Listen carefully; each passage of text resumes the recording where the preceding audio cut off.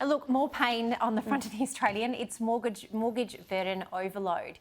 A 12th interest rate rise on Tuesday would push the average Australian's mortgage repayment burden into its heaviest in history, as economists warn the Reserve Bank could be forced to deliver as many as 3 hikes over the coming months to tame inflation.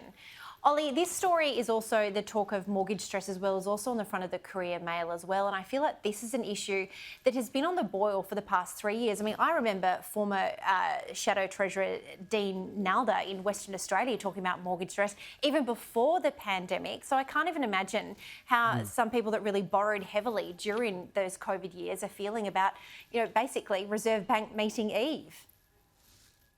Well, that's the problem, isn't it, Jenna? And I think 40% of homeowners, I was reading some stats today, have now asked for help or assistance or ways to try and renegotiate what their home loan repayments are. And I think if you're on what the West Australian median house price is, which is about $500,000 still, give or take, your mortgage has doubled over the last 12 months. It's doubled. Your repayments have doubled. Now, let that sink in. Further to that, 50% of renters in Australia have simply said, if interest rates continue to go up and therefore their landlord says we need to put up, the rental price accordingly, they can't afford it. They're saying they can't afford it. So we've got this odd situation where you've got last week the Fair Work Commission deeming that the award wage and the minimum wage are going up 5.75%. You got the RBA saying we're going to bring inflation back to that 2 to 3% band. Interest rates are the only thing that they can control.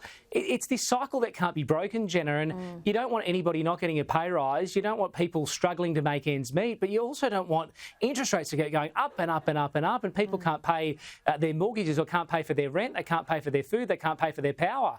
Australians are really copping it, and if they haven't felt the full brunt of it, they're going to start feeling the full brunt of it. With these warnings of 3 more hikes by the end of the year, I don't know how people are going to start to make ends meet and really make further plans for the next 12 months. It's really tough. Yeah, indeed. I think that bread line could extend, and the sad thing is that bread is now severely expensive. So look, be watching the front page tomorrow night as we unpack all of those RBA minutes as they unfold tomorrow.